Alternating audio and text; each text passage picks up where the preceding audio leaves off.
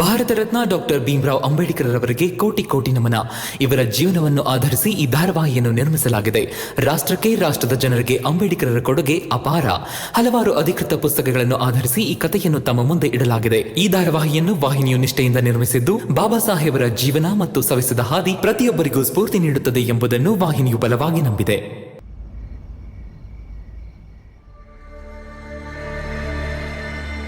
ಯಾಕೆ ಕರುಣ, ಅಲ್ಲಿ ನಿನ್ ಗಂಡ ಹೊಟ್ಟೆ ನೋವು ಅಂತ ಬಡ್ಕೋತಿದ್ದಾನೆ, ನೀನ್ ಇಲ್ಲಿ ಕೂತಿದ್ಯಾ? ಹೋಗು ಹೋಗು, ಎದ್ದೇಳು, ನೋಡೋಗು. ಹಾಗೆ ಹೊರಟೋಗ್ಬಿಡೋದಾ? ಹೇಳು. ಅತ್ತೆ, ನನ್ಗೆ ಅರ್ಥ ಆಗ್ಲಿಲ್ಲ. ಹಾಗೆ ಹೋಗೋದು ಅಂದ್ರೆ ಏನರ್ಥ? ಹೇಳ್ತೀನಿ. ಏನ್ ಗೊತ್ತಾ ಕರುಣ, ಈ ಜಗತ್ನಲ್ಲಿ 2 ಥರ ಜನರಿದ್ದಾರೆ. ಅದ್ರಲ್ಲೊಬ್ರು ಗಾಯ ಆಗಿರೋದನ್ನ ನೋಡಕ್ ಹೋಗ್ತಾರೆ. 2ನೇವರು ಗಾಯಕ್ಕೆ ಔಷಧಿ ತಗೊಂಡು ಹೋಗ್ತಾರೆ. ಔಷಧಿಗೆ ದುಡ್ಡಿದ್ರೆ ತಗೊಂಡು ಹೋಗು, ಆದ್ರೆ ದುಡ್ಡಿದೆಯೋ ಇಲ್ವೋ? ಓ, ಇಲ್ಲ ಅನ್ಸುತ್ತೆ ಪಾಪ. ಹೇಗಿರಕ್ ಸಾಧ್ಯ? ನೆನ್ನೆ ಇಲ್ದೇ ಇರೋದು ಇವತ್ತೆಲ್ಲಿಂದ ಬರ್ಬೇಕು ಹೇಳು? ವಾಸ್ತವ ಇಷ್ಟೇ ಕರುಣ. ಭೀಮನ್ ಹೋರಾಟದಲ್ಲಿ ನೀನೆಷ್ಟು ಭಾಗಿಯಾಗಿದ್ಯಾ ಅಂದ್ರೆ ನಿನ್ನ ಮತ್ತು ನಿನ್ ಸಂಸಾರದ ಬಗ್ಗೆ ನೀನ್ ಯೋಚನೆ ಕೂಡ ಮಾಡ್ತಾ ಇಲ್ಲ. ಗಂಡ ನೋವಲ್ ಬಡ್ಕೋತಿದ್ದಾನೆ, ಕೂಲಿಗೆ ಹೋಗೋ ಹೆಂಡತಿ ಕೆಲ್ಸ ಇಲ್ದೆ ಕೂತಿದ್ದಾಳೆ, ಔಷಧಿ ಕೂಡ ತರಕಾಗದೆ ಇರೋ ಪರಿಸ್ಥಿತಿ. ಯೋಚನೆ ಮಾಡು, ಯೋಚನೆ ಮಾಡು.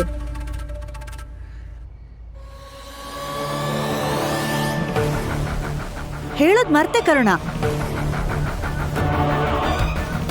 ಬಾಲ ಸದ್ಯಕ್ಕೆ ಚೆನ್ನಾಗಿದ್ದಾನೆ. ಬಾಲಂಗಿನ್ನೂ ಏನೂ ಆಗಿಲ್ಲ. ಅಪ್ಪ ತಮ್ಮಂದ್ರ ಜೊತೆ ಬೀದಿಯಲ್ಲಿ ಇತ್ತಿದ್ದಾನೆ. ಹೊಟ್ಟೆ ನೋವು ಜೊತೆ ಬೇರೇನಾದ್ರೂ ಬಂದ್ರೂ ಬರಬಹುದು. ಆಗ ಪಶ್ಚಾತ್ತಾಪ ಪಡ್ಬೇಡ. ಯೋಚನೆ ಮಾಡು ನೀನು.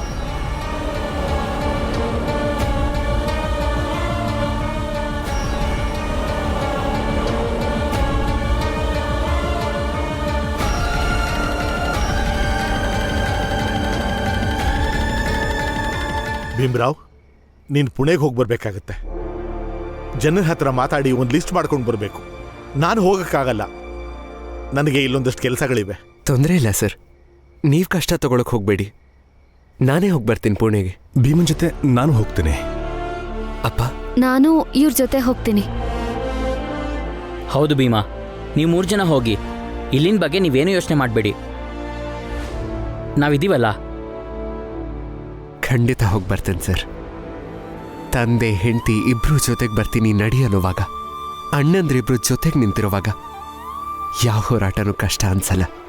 ಇವರೇ ನನ್ನ ಮುಖ್ಯವಾದ ಶಕ್ತಿ. ಇವರಿಂದಾನೇ ನಾನು ಈ ಸ್ಥಾನದಲ್ಲಿರೋದು. ಮತ್ತೆಲ್ಲಿಂದ ಇನ್ನೊಂದು ಮಹಾ ಹೋರಾಟ ಶುರುವಾಗೋದಕ್ಕೆ ತಯಾರಾಗಿದೆ ಅಂತ ಹೇಳಿದ್ರೆ ನಾನು ಅದಕ್ಕೂ ಸೈ. ಭೀಮರಾವ್, ನಾನು ನನ್ನ ಜೀವನದಲ್ಲಿ ತುಂಬ ಕೇಸ್ ನಡೆಸಿದ್ದೀನಿ. ಜೀವನದಲ್ಲಿ ಸಾಕಷ್ಟು ಸೋಲು ಗೆಲುವುಗಳನ್ನ ಕಂಡಿದ್ದೀನಿ. ಆದರೆ ಈ ಕೇಸ್ ನನಗೆ ಬಹಳ ಆಪ್ತ ಅನ್ನಿಸ್ತಿದೆ. ನನಗನ್ಸುತ್ತೆ ಈ ಕೇಸ್ ಬೊಂಬೈನಲ್ಲಿ ಇತಿಹಾಸ ನಿರ್ಮಿಸುತ್ತೆ.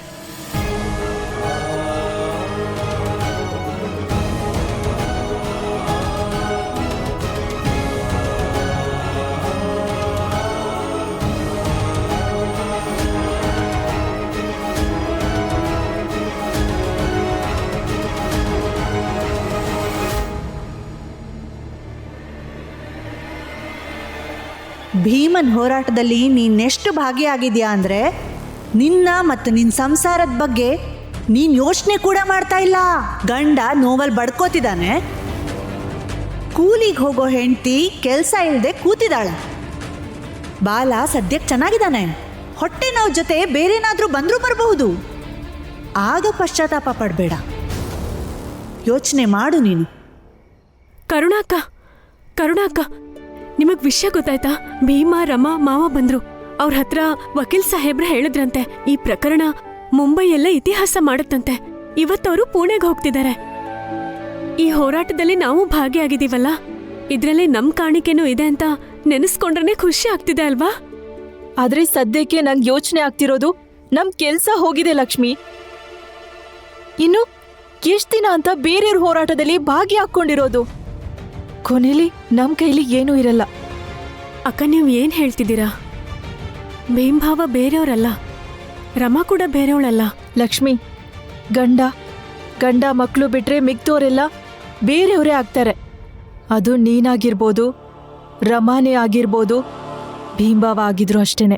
ಎಲ್ರೂ ಬೇರೆಯವರೇನೆ.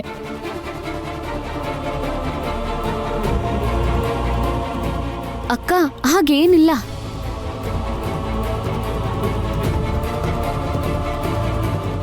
ನಾವ್ ನಮ್ಮವರು ಅನ್ಕೊಂಡ್ರೆ ಇಡೀ ಜಗತ್ತೇ ನಮ್ದು ಅಂತ ಅನ್ಸುತ್ತೆ. ನೀವೆಲ್ಲರನ್ನೂ ಬೇರೆಯವರು ಅನ್ಕೊಂಡ್ರೆ ನಿಮ್ಮನ್ನು ಜಗತ್ತು ಬೇರೆಯವರು ಅನ್ಕೊಳುತ್ತೆ. ಎಲ್ಲ ನಾವ್ ಅನ್ಕೊಂಡ ಹಾಗೆ ಇರುತ್ತಕ್ಕ. ಅವ್ರು ನನ್ ಗಂಡನೇ ಆಗಿರ್ಬೋದು, ಆದ್ರೆ ಪೂರ್ಣ ಅವ್ರಂತ ಅಪರಿಚಿತ ವ್ಯಕ್ತಿನ ಸ್ವಂತದವರು ಅನ್ಕೊಂಡು ನ್ಯಾಯಕ್ಕಾಗಿ ಹೋರಾಡ್ತಿದ್ದಾರೆ. ಆದ್ರೆ ನೀವು ಅವ್ರ ಸ್ವಂತ ಅತ್ತಿಗೆ ಆಗಿದ್ರು ಕೂಡ ಬೇರೆಯವ್ರ ರೀತಿ ಮಾತಾಡ್ತಿದ್ದೀರಾ.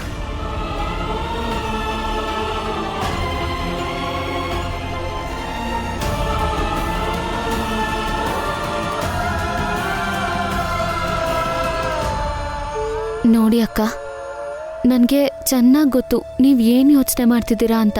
ಆದ್ರೆ ಸದ್ಯಕ್ಕೆ ನಾನು ಏನು ಹೇಳ್ತೀನಿ ಅಂತ. ಏನು ಹೇಳ್ಬೇಡ ರಮಾ, ದಯವಿಟ್ಟು ಹೋಗು ಇಲ್ಲಿಂದ. ನಿನ್ ಹತ್ರ ನಾನೇನು ಮಾತಾಡಲ್ಲ. ಹೋಗಿ ಇಲ್ಲಿಂದ.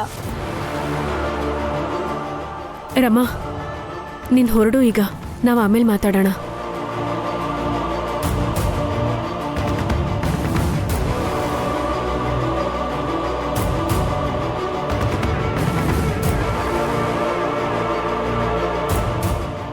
ಅಕ್ಕ, ಏನಾಗಿದೆ ನಿಮ್ಗೆ?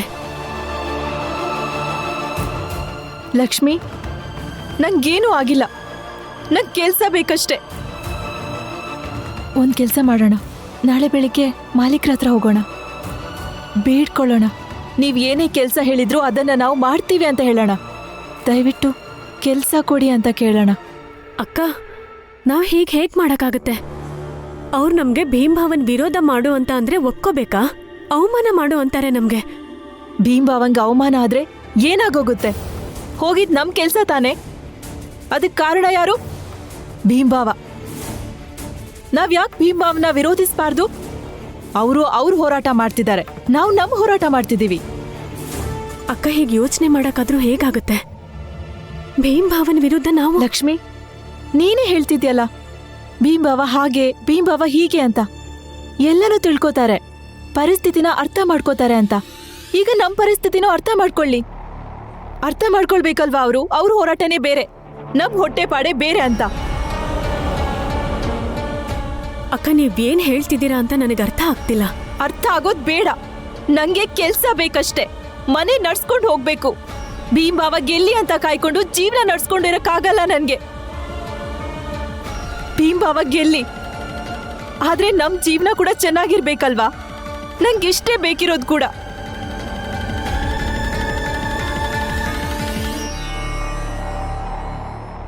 ಮೊದಲು ನಾವು ಅವನ ನಡೆ ಏನು ಅಂತ ತಿಳ್ಕೊಳ್ಳೋಣ, ಆಮೇಲೆ ನಮ್ಮ ನಡೆ ತಗೊಳ್ಳೋಣ. ಯಾಕಂದ್ರೆ ಆ ಪೂನವಾಲ ಇದ್ದಾನಲ್ಲ, ತುಂಬಾನೇ ಅನುಭವಿ ವಕೀಲ. ಅದಕ್ಕೆ ನಾನು ಹೇಳ್ತಿರೋದು ಮಾಲೀಕ್ರೆ, ಆ ಪೂನವಾಲ ನಮ್ಮ ದಾರಿಗೆ ಮುಳ್ಳಾಗೋದಕ್ಕೆ ಮೊದಲು ಅವನ್ನ ದಾರಿಯಿಂದಾನೆ ತೆಗೆದು ಬಿಡ್ಬೇಕು. ನಾವೇ ಹೀಗೆ ಮಾಡಿರೋದು ಅಂತ ಯಾವನ್ಗೂ ಗೊತ್ತಾಗ್ಬಾರ್ದು. ಅಯ್ಯಯ್ಯೋ ಮೇಘನಾಥ್ ಅವರೇ, ತುಂಬಾ ದೊಡ್ಡ ವಕೀಲರು ಅವರು. ಅವ್ರಿಗೇನಾದ್ರೂ ಆದ್ರೆ ನಮ್ ಬುಡಕ್ಕೆ ಬರುತ್ತೆ. ಅಯ್ಯೋ ಮಾಲೀಕ್ರೆ, ನಾವ್ ಹೀಗೆ ಇಲ್ಲಿ ಸುಮ್ನೆ ಕೈ ಕಟ್ಕೊಂಡು ಸಮಯ ಕಳಿಬೇಕಾ? ಆ ಭೀಮ ಗೆಲ್ಲೋದನ್ನ ನೋಡ್ಕೊಂಡಿರ್ಬೇಕಾ? ಅಪ್ಪ ಹೇಳೋದು ಸರಿ ಇದೆ ಅನ್ಸ್ತಿದೆ ನನ್ಗೆ. ಸಾಯಿಸ್ಬಿಡೋಣ ಪೂನವಾಲನ. ಬೇಡ, ಮುಂದೆ ಅವರೇನು ಮಾಡ್ತಾರೆ ಅಂತ ನಾವು ಮೊದಲು ತಿಳ್ಕೋಬೇಕು. ಆಮೇಲೆ ಅದಕ್ಕೆ ಪ್ರತಿಯಾಗಿ ನಾವು ಉಪಾಯ ಮಾಡೋಣ. ಮಾಲೀಕ್ರೆ, ನಿಮ್ಮ ಮಾತು ನನ್ಗೆ ಅರ್ಥ ಆಗುತ್ತೆ. ಆದ್ರೆ ಅದಕ್ಕೆ ನಮ್ಗೆ ಎಂಥ ವ್ಯಕ್ತಿ ಬೇಕು ಅಂದ್ರೆ ಒಳಗಿನ ವಿಷಯಗಳು ನಮಗ್ ತಿಳಿಸ್ಬೇಕು. ಮುಂದೆ ಏನ್ ಮಾಡ್ತಾರೆ ಅಂತ ನಮಗ್ ತಿಳಿಸೋ ವ್ಯಕ್ತಿ ಬೇಕು. ನಾನ್ ಹೇಳ್ತೀನಿ ಮಾಲೀಕ್ರೆ. ಮಾಲೀಕ್ರೆ, ನಾನ್ ಹೇಳ್ತೀನಿ ಅವ್ರೇನ್ ಯೋಚನೆ ಮಾಡ್ತಿದ್ದಾರೆ ಅಂತ. ಅವ್ರೀಗ ಪೂನಾಗ್ ಹೊರಟಿದ್ದಾರೆ. ಇದನ್ನ ನೀನ್ ಕಣ್ಣಾರೆ ಕಂಡಿದ್ದ? ಅಥವಾ ಯಾರೋ ಹೇಳಿದ್ದನ್ನ ಕೇಳಿ ಹೇಳ್ತಾ ಇದೀಯಾ? 100ಕ್ಕೆ 100 ಹೇಳ್ತಿದ್ದೀನಿ ಮಾಲೀಕ್ರೆ, ನನ್ ಮೇಲೆ ನಂಬಿಕೆ ಇಡಿ. ನಾನ್ ಕಣ್ಣಾರೆ ಕಂಡಿರೋದನ್ನ, ಕಿವಿಯಾರೆ ಕೇಳಿರೋದನ್ನೇ ಹೇಳ್ತಿದ್ದೀನಿ.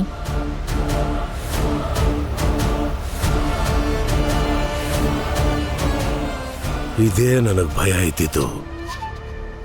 ಮಾಲೀಕ್ರೆ, ಆ ಭೀಮ್ರಾವ್ ಏನಾದ್ರು ಪೂನಾಗ್ ಹೋದ್ರೆ ಆ ಪೂರ್ಣನ್ ಜಾತಿಯವ್ರನ್ನ ಮೇಲ್ಜಾತಿಯವ್ರನ್ನ ಭೇಟಿ ಮಾಡ್ತಾನೆ, ಅವರೆಲ್ಲರಿಗೂ ಪ್ರಚೋದನೆ ಮಾಡ್ತಾನೆ. ಸತ್ಯವಾದ ವಿಷಯ ಏನು ಅಂದ್ರೆ, ಭೀಮ್ರಾವ್ ಮಾತಲ್ಲಿ ಹೇಗ್ ಮರಳು ಮಾಡ್ತಾನೆ ಅಂದ್ರೆ ತುಂಬಾ ಸಲೀಸಾಗಿ ಜನಗಳನ್ನ ತನ್ನ ಕಡೆ ಸೆಳ್ಕೊಂಡ್ಬಿಡ್ತಾನೆ. ಅಂದ್ರೆ ಪೂರ್ಣನ್ ಕೇಸ್ನ ಭೀಮಾ ಬೊಂಬೈಯಿಂದ ಪೂನಾಗ್ ತಗೊಂಡು ಹೋಗ್ತಿದ್ದಾನೆ. ಹೌದು ಮಗನೇ. ಹಾ, ಅದನ್ನೇ ನಾನು ಆಗ್ಲಿಂದ ಹೇಳ್ತಿದ್ದಿದ್ದು ಅವರು ಅನುಭವ ವ್ಯಕ್ತಿ ಅಂತ. ಅನುಭವ ಹೇಳುತ್ತೆ ಕೇಸ್ನ ಬುಡಕ್ ಹೋಗು, ಅಲ್ಲಿಂದ ಪರಿಹಾರ ಕಂಡ್ಕೊಳ್ಳೋಣ ಅಂತ. ಇದನ್ನೇ ಅವರೀಗ ಮಾಡ್ತಿರೋದು. ಮಾಲೀಕ್ರೆ, ನಾನ್ ನಿಮ್ಗೆ ಸಹಾಯ ಮಾಡಿದ್ದೀನಿ, ದಯವಿಟ್ಟು ನಂಗೂ ಸಹಾಯ ಮಾಡಿ. ನನ್ ಗಂಡ ಮಂಚಯ್ಯನ ಜೈಲಿಂದ ಬಿಡಿಸಿ ಮಾಲೀಕ್ರೆ.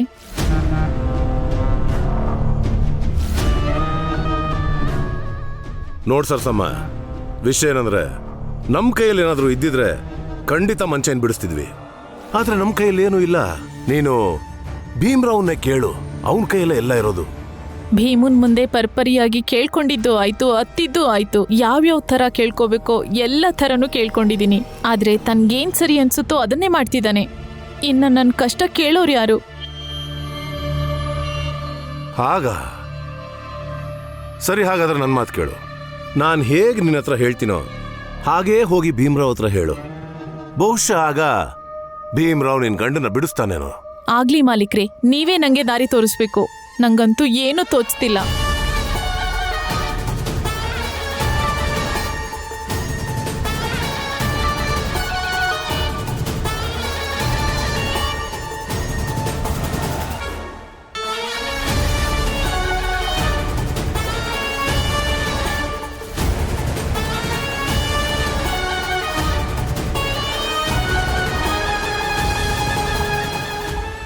ಸರಿ, ಬೆಳಗ್ಗೆ ಭೀಮ್ರಾವ್ ಏನ್ ಮಾಡ್ತಾನೆ ಅಂತ ನೋಡೋಣ. ನಾಳೆ ಬೆಳಗ್ಗೆ ಟ್ರೈನ್ ಹಿಡ್ಕೊಂಡು ಪುಣೆಗೆ ಹೋಗೋಣ. 1-2 ದಿನದಲ್ಲಿ ವಾಪಸ್ ಬರೋ ಥರ ಮಾಡ್ಕೊಳ್ಳೋಣ. ಹಾ, ನಾನು ತಿನ್ನಕ್ಕೂ ಏನಾದರೂ ಸ್ವಲ್ಪ ಎತ್ತಿಟ್ಕೋತೀನಿ. ಯಾಕಂದ್ರೆ ಹೊರಗಡೆ ಏನು ಕೊಂಡ್ಕೊಂಡು ತಿನ್ನಕ್ಕಾಗಲ್ವಲ್ಲ. ಹಾ, ಆದ್ರೆ ಅಪ್ಪ, ನಾವು ಪುಣೆಗೆ ಹೋಗಿದ್ದಾಗ ಅಕಸ್ಮಾತ್ ಅವರೆಲ್ಲ ನಮ್ಮ ವಠಾರದವ್ರಿಗೆ ತೊಂದರೆ ಕೊಟ್ರೆ ಅವ್ರು ಏನ್ ಮಾಡೋದಕ್ಕೂ ಹೇಸೋರಲ್ಲ. ನಾವು ಪೂರ್ಣ ಅವ್ರ ಬಗ್ಗೆ ತಿಳಿಯೋದಕ್ಕೋಸ್ಕರ ಹೋಗಿ ಅಲ್ಲಿಂದ ಬರೋ ಹೊತ್ತಲ್ಲಿ ಇಲ್ಲಿ 10 ಜನ ಪೂರ್ಣ ಅವ್ರ ಪರಿಸ್ಥಿತಿಲಿದ್ರೆ ಅದಿನ್ನಷ್ಟು ದೊಡ್ಡ ತೊಂದರೆ ಆಗುತ್ತೆ. ಇಲ್ಲ. ಅಯ್ಯೋ ಭೀಮಾ, ನಾವಿದೀವಲ್ವಾ? ಹೌದು ಭೀಮಾ, ನಾವಿರ್ತೀವಿ. ನಿಮ್ಮಿಬ್ಬರ ಅಣ್ಣಂದ್ರು ನಿನಗೆ ಮಾತು ಕೊಡ್ತಾ ಇದ್ದೀವಿ. ಭೀಮಾ, ನೀನು, ಅಪ್ಪ, ರಮ 3 ಜನ ಮನೆಗೆ ವಾಪಸ್ ಬರೋವರೆಗೂ ಈ ವಠಾರನ ಕಾಪಾಡೋ ಜವಾಬ್ದಾರಿ ನಮ್ದು. ಭೀಮಾ, ರಾಮ್ಜಿ, ನೀವು ನಿಶ್ಚಿಂತೆಯಿಂದ ಹೋಗ್ಬನ್ನಿ. ನಿಶ್ಚಿಂತೆಯಿಂದ ಹೋಗೋದ ಭೀಮ್ರಾವ್? ಖಂಡಿತ ಬಿಡೋಳಲ್ಲ ನಾನು. ನನ್ನ ಮಂಚಯ್ಯನ್ ಬಿಡಿಸ್ಕೊಂಡು ಬರ್ದಿರೋ ನೀನು ಅದು ಹೆಂಗ್ ಪೂರ್ಣನ್ ಕೇಸ್ ಗೆಲ್ತೀಯ ಅಂತ ನಾನು ನೋಡ್ತೀನಿ. ಇದಕ್ಕೋಸ್ಕರ ನಾನು ಏನು ಬೇಕಾದರೂ ಮಾಡ್ತೀನಿ. ನಡೀರಿ, ಎಲ್ಲರೂ ಒಟ್ಟಿಗೆ ಊಟ ಮಾಡೋಣ. ರಮ, ನಿನ್ಗೆ ಭೀಮನ್ಗೆ ಇಬ್ರಿಗೂ ಊಟ ತಗೊಂಡು ಇಲ್ಲಿಗೆ ಬಾ.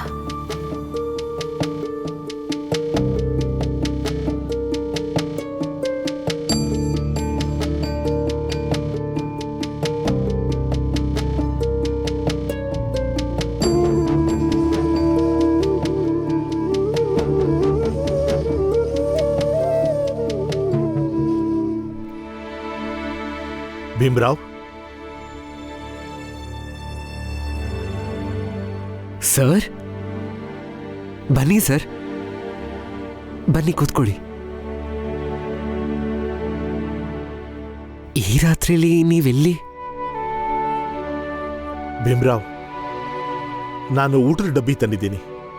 ನೀವ್ಯಾಕೆ ತರಕ್ ಹೋದ್ರಿ ಸರ್? ಹೇಳಿದಿದ್ರೆ ಇಲ್ಲೇ ಅಡುಗೆ ಮಾಡಿಸ್ತಿದ್ದೆ ನಿಮ್ಗೋಸ್ಕರ. ತಗೊಂಡ್ ಬರೋ ಅವಶ್ಯಕತೆನೇ ಇರ್ತಿರ್ಲಿಲ್ಲ.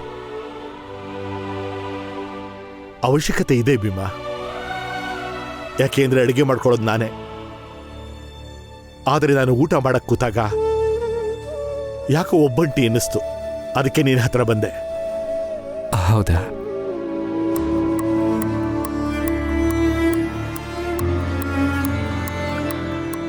ನೀವು ತಪ್ಪು ತಿಳ್ಕೊಳ್ಳಲ್ಲ ಅಂದ್ರೆ ಒಂದು ಪ್ರಶ್ನೆ ಕೇಳಲ್ಲ ಸರ್? ಹಾ, ಕೇಳು. ನಿಮಗೆ ಅಂತ ಯಾರು ಇಲ್ವಾ ಇಲ್ಲಿ? ಯಾಕಿಲ್ಲ, ಇದಾರಲ್ಲ. ಮಗ ಇದ್ದಾನೆ, ಮಗಳಿದ್ದಾಳೆ, ಹೆಂಡತಿ ಇದ್ದಾಳೆ, ಅಣ್ಣ ಇದ್ದಾನೆ, ಅವನ ಸಂಸಾರನೂ ಇದೆ, ಎಲ್ಲರೂ ಇದ್ದಾರೆ. ತುಂಬಾ ದೊಡ್ಡ ಕುಟುಂಬ ನಮ್ದು. ಆದ್ರೂ ನೀವು ಹೇಳಿದ್ರಿ ಊಟ ಮಾಡಕ್ ಕೂತಾಗ ಒಬ್ಬಂಟಿ ಅನ್ಸುತ್ತೆ ಅಂತ. ಸರ್ ನೀವಿಲ್ಲಿ? ಹಾಗೆ ಈ ಕಡೆ ಬಂದೆ ಅಷ್ಟೇ ಮಗಳೇ. ನೀವಿಬ್ರು ಊಟ ಮಾಡಿ, ನಾನಿನ್ ಬರ್ತೀನಿ. ಇಲ್ಲ ಇಲ್ಲ ಸರ್, ಕೂತ್ಕೊಳ್ಳಿ, ನಾವು ಆಮೇಲೆ ಊಟ ಮಾಡ್ತೀವಿ. ಆದ್ರೆ ನನ್ನಿಂದ ನಿಮ್ಮ ಊಟ ತಡ ಆಗೋದು ಬೇಡ. ಯಾವ ತಡನೂ ಇಲ್ಲ ಸರ್. ನಿಮ್ಮ ಜೊತೆ ನಾವು ಕೂತ್ಕೊಂಡು ಮಾತಾಡ್ತಾ ಇದ್ರೆ ಯಾವ ಹಸುವು ಕೂಡ ನೆನಪಾಗಲ್ಲ ನಮಗೆ.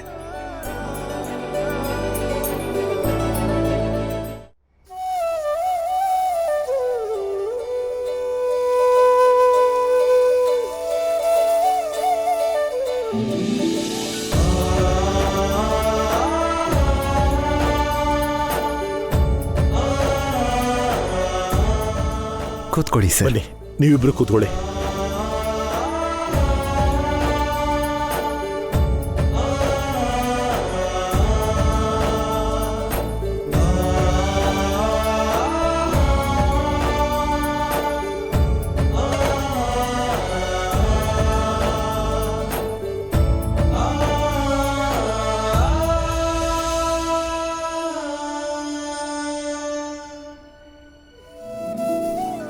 ತಗೊಳ್ಳಿ, ತಿನ್ನಿ ಮಕ್ಕಳೇ. ಸರ್ ಈಗ ನೀವು ಊಟ ಮಾಡಿ. ಹಾ.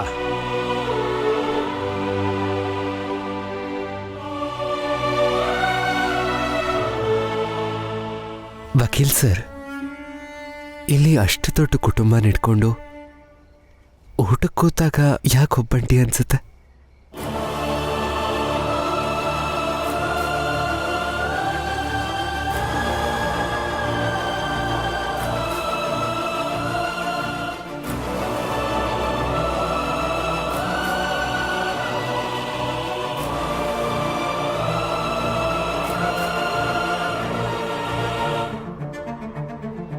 ಎಲ್ಲ ದೂರ ಹಾಕಿದ್ರು.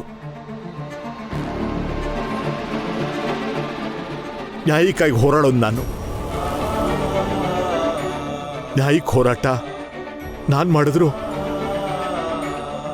ಭೀಮರಾವ್ ನೀನ್ ಮಾಡಿದ್ರು.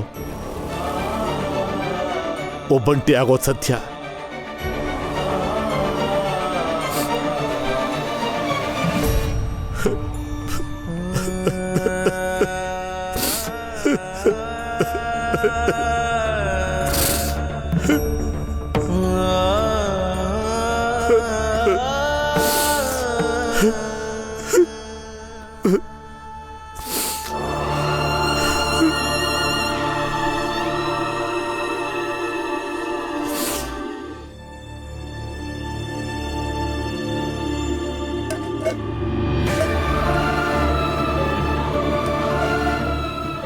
ಸರ್, ಸಮಾಧಾನ ಮಾಡ್ಕೊಳ್ಳಿ.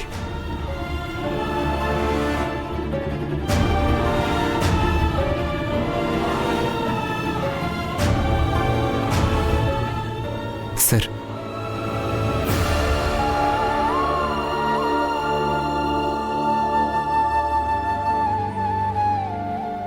ಸರ್ ಸರ್ ಸ್ವಲ್ಪನಾದರೂ ಊಟ ಮಾಡಿ ಹೋಗಿ ಸರ್.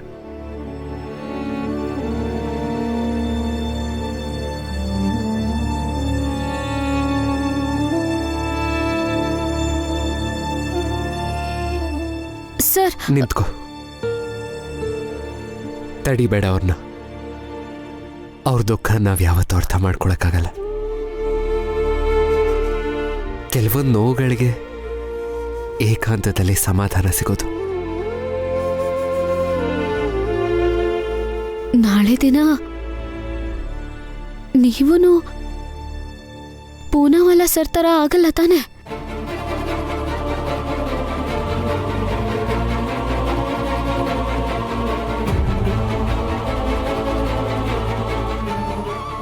ರಮಾ, ನೀವೇ ಈಗ ತಾನೇ ಹೇಳಿದ್ರಲ್ಲ ಕೆಲವೊಂದು ನೋವಿಗೆ ಏಕಾಂತಲ್ಲೇ ಸಮಾಧಾನ ಸಿಗುತ್ತೆ ಅಂತ. ಒಬ್ಳೇ ಇರಕ್ ಬಿಟ್ಬಿಡಿ ನನ್ನ.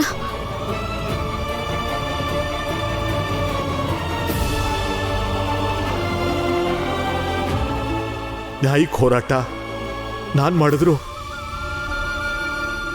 ಭೀಮರಾವ್ ನೀನ್ ಮಾಡಿದ್ರು, ಒಬ್ಬಂಟಿ ಆಗೋದು ಸತ್ಯ. ನಾಳೆ ದಿನ ನೀವೂ ಪೂನಾವಾಲ ಸರ್ ತರ ಆಗಲ್ಲ ತಾನೆ?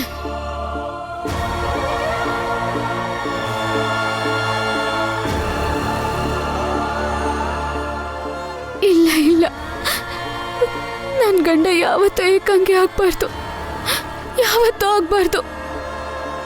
ನಾನು ಹಾಗಾಗ ಖಂಡಿತ ಬಿಡಲ್ಲ.